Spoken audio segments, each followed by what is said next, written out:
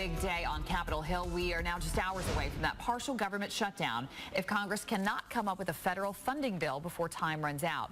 The Senate will meet this afternoon to vote on a plan that would keep the government up and running. But the bill would also delay a key part of Obamacare. That's something that Democrats are refusing to accept. Yeah, experts say that even a partial government shutdown would damage the economy, at least in the short term here. Joe Bert with Certified Financial Group is here this morning with how he feels the effects are going to be here in Central Florida. Let's first talk about NASA here in Kennedy Space Center, because this could really have a lot of people off the job.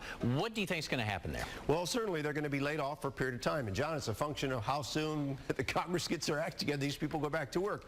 In the long run, it's no big deal, but it is some immediate discomfort. You know, let's go back in time very quickly. A lot of people seem to forget history. They think this is the first, maybe the second time.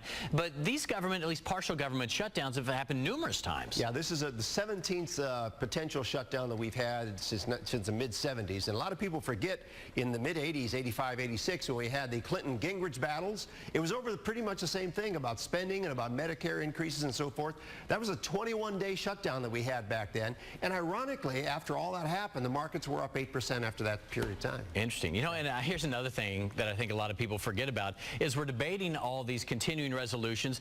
We haven't even had a budget in the United States for 5 or 6 years now. For a lot of people, that blows you away when you realize that we've been living without a budget for this long anyway. Yeah, exactly. The Republican House has been passing budgets. The Senate and the President have been doing nothing, and we've just been floating along. But, you know, this is a double whammy, John. It's not only the budget discussion right now, but this is debt ceiling we're going to be facing the next few weeks.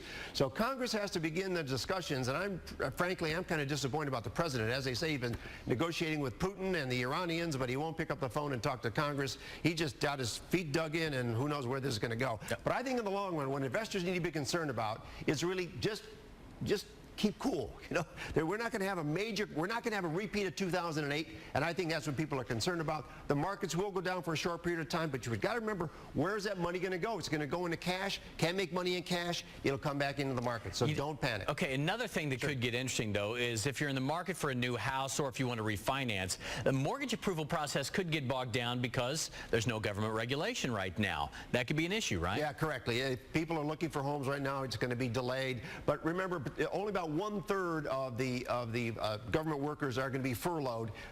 The post office will continue. Social Security checks are going to continue. The military will be there. Museums will be closed. You won't be able to get your mortgage. Yeah, and some of the parks, I'm sure. But I know Social Security checks were the big one people were wondering about. We get lots of comments on the Facebook page. So that's all good with this partial shutdown. That's all good. Don't worry about it. All right. Joe Bert, always good to see you. Appreciate your time today. Again.